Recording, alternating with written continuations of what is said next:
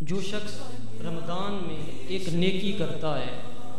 اللہ رب العزت اس نیکی کا بدلہ کئی گنا بڑھا دیتا ہے۔ حضرت ابو ہریرہ رضی اللہ تعالیٰ عنہ آپ اس حدیث پاک کے راوی ہیں۔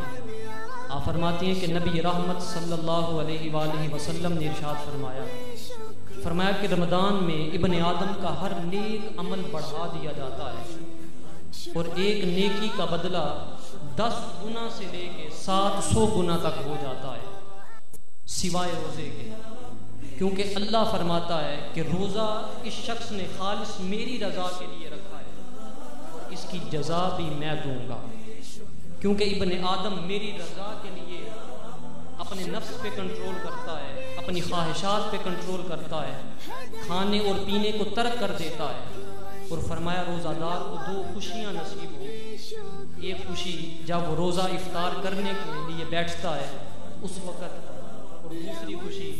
جب کل قیامت کے دن اپنے رب کا دیدار کرے گا۔ اور فرمایا اللہ کو روزہ دار کے منہ کی بو کستوری کی خوشبو سے زیادہ پسندیدہ